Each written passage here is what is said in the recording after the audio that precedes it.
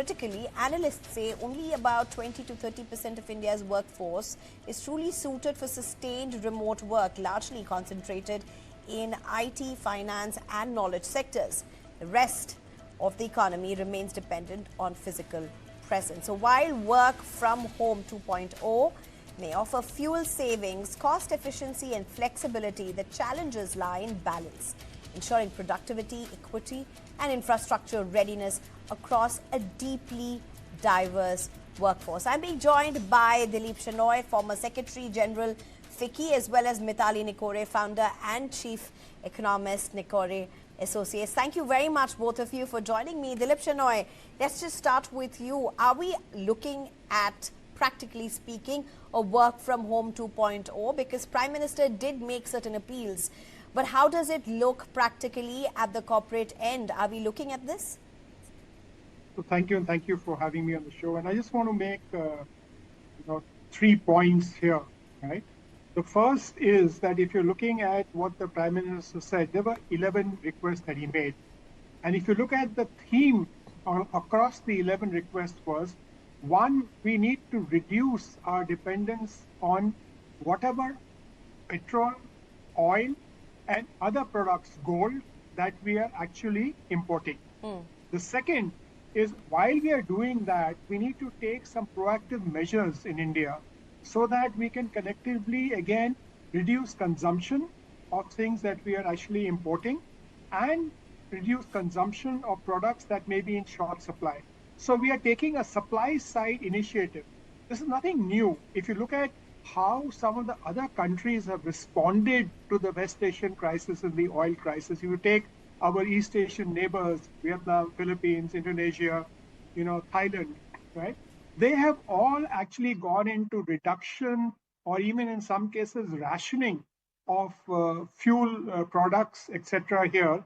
And also, in addition to that, they are looking at very similar things, promoting work from home, looking at reducing travel, promoting energy efficiency, so that the whole idea is that while the after effects or the current effects of the West Asia war continue, how do we reduce the impact of this on the lower and the weakest sections of a society, with some other sections of society actually giving up some things that they can afford.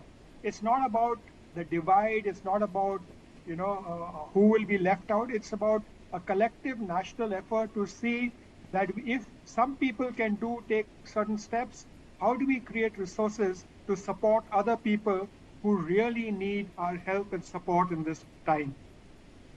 Mithali Nikore, how do you look at this? Because, at the end of the day, if we are talking about nation building, and Prime Minister also spoke about what patriotism is, if we are really looking at all of these things, there's the other side to it, the flip side to this. And that is a whole lot of burden. Again, when it comes to the home front, work from home front is not equally distributed. No, absolutely, Sneha. And, these are exactly the kind of conversations we were having during COVID, on what work from home really means for different sections of the society. But just to take a step back on, on the efficiency of this move, like why this move makes or doesn't make sense. If we look at the fuel usage consumption patterns, we can see that the transport and logistics sector is one of the largest users of fuel. It's around 17%. We see that industry is another 40%. And then the remaining is actually in the services sector and in the cities, where our fuel consumption is taking place. So that is a good, 20-30% of fuel usage. And if that, can be reduced in the short term, then for the longer term, for industry and for freight and logistics, one can still find alternatives, through cleaner fuels or through coal-based solutions. Both of these options can be leveraged. And even for petrol, I think the government is considering the ethanol blending program as well. So at the end of the day, I think this is about not one action, but combining the impact of a series of actions to say, Can we reduce demand in some of the sectors of the economy where it will have the least economic impact? Can we supplement with, say, ethanol in our petrol and expand that blending program? Can we bring in more and more investment into renewable energy and expand that? So at the end of the day, this is about combining the impact across different sections of the economy and different sections, and seeing how that will actually bring that bill of 1400 crores per day that the government is spending on subsidizing the very costly global cost of fuel at this point, and the import cost that it entails. So that's the logic, I feel. But Dilip Shenoy, we are also talking about a lot of startups, and it's a mixed reaction to this because a lot of startups are in any way functioning remotely.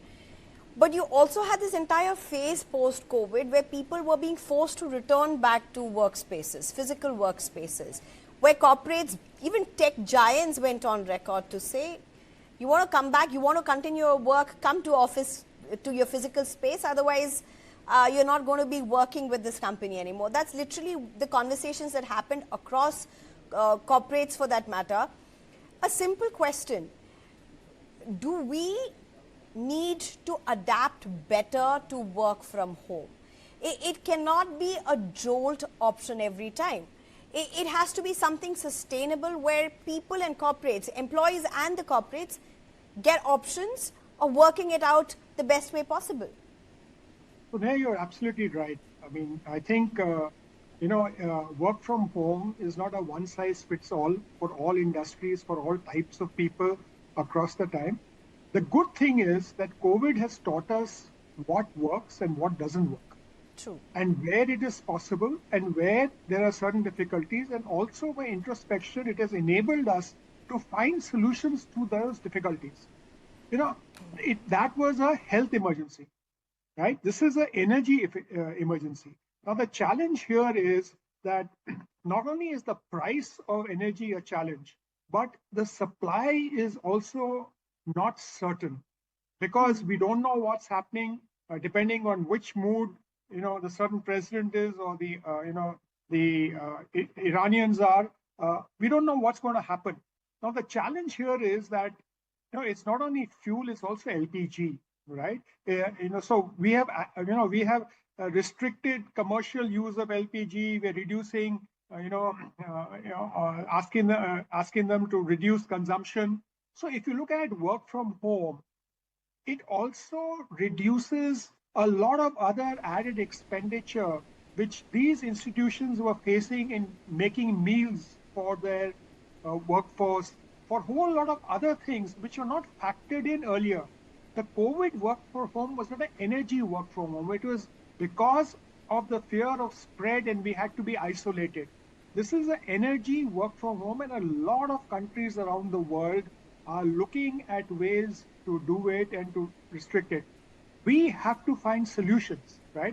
Luckily for most of us, this is the beginning of the year.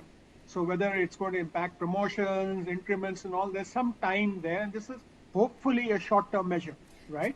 If it extends, then we have different challenges. You do agree it's a red flag? Yeah, see, every solution that you have is positive and negative, right? Okay, I mean, if you see a reduced consumption of food cooked outside, there are a whole lot of gig workers that will be impacted, right? There will be migrant workers that will be impacted. Without LPG being there, there has been, and we discussed this in our show I mean, if you earlier, say take flights, don't take flights, don't go abroad, there are a whole lot of other people who are on those sectors who are going to get very affected.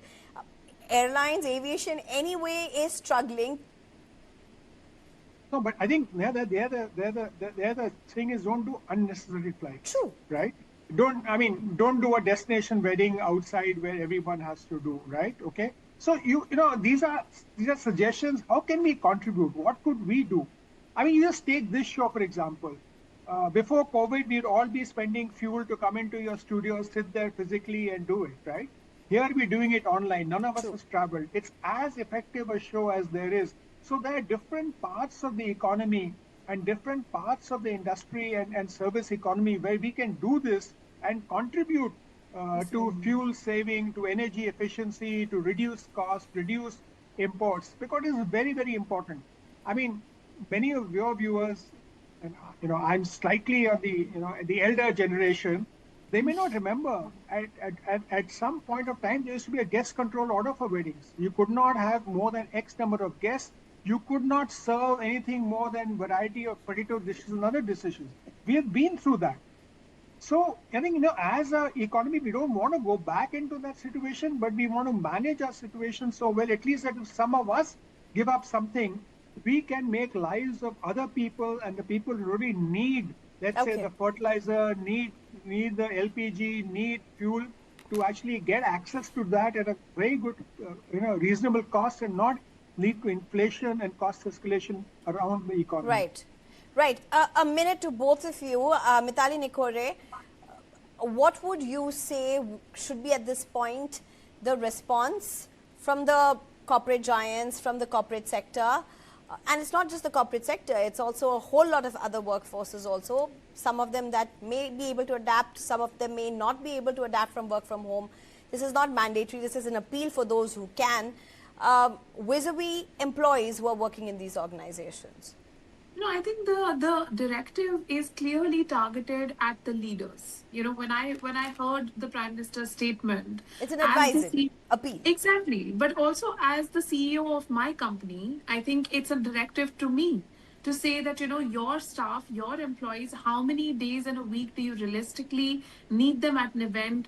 How many do you want to send? So we do a lot of field work, for example. So can I use the train, to have my employees go and do their surveys, or do they have to fly?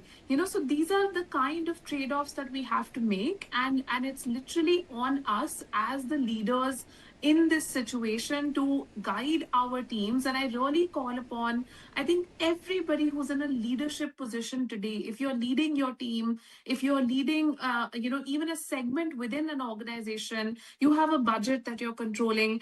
Try and understand how can you actually make that budget go to the maximum extent possible, as many efficiencies as we can draw. I think we are working with a lot of our clients to also draw a lot of those efficiencies. So to be very honest, I think it's all the stakeholders approach. One point I just wanted to make on, one of the points that you were raising in your question in the earlier discussion. Of course, there's a gendered impact here, because we know we've done studies to find out that when women work from home, they actually get penalized for this, and men actually don't face that penalty, because a lot of male managers have this stereotype, and we found this in a study with a large sample, that male managers believe that women will not work that hard when they are working from home. Right. But we're totally out of time. I do want to go back at this point to Dilip Shenoy for his last response. If just to take it from where Mithali Nikore has left it. We're talking about gender, and I know some people may say, oh, come on, don't bring that in again. We've gone through this so many times, and so on and so forth. But while we are looking at the possibility of an increased work from home, I think these conversations are also important to be able to make workspaces more balanced and more equitable, because those workspaces then essentially now are back home, and then it's not just for the companies to decide, it's also for families to decide, and often that's a very skewed way of micromanaging. There's one very interesting difference this time around, because if this continues longer, our homes will be impacted in terms of availability of cooking and oil and other things, and therefore collectively homes will take a decision to actually be supportive of this and find solutions. And I think yes, there will be a gender thing. Luckily, this in the south and in some areas, April 15 to June 15, right, schools are closed. In Delhi, the schools will close later. So we are in a that way we are in a better space. But I think one of the big challenges would be education going forward, and we should ensure that kids get to school in whatever way we want. But as leaders, as Mithali said, we should say, okay, you get reimbursement if you only travel by e-cab. We Okay. can take All our right, sir, I'm initiative. afraid I'm totally out of time. But thank you both of you for joining me. I think India is looking at increased work from home options. That's likely to happen. I think it's for all of us to just brace for it and make the most out of it and, of course, build the nation as well. Dilip Shenoy, Mitali Nikore, thank you very much for joining us. Time for a very short break. On the other side, we look into what the world will be looking at, and that is Trump-Xi's meeting.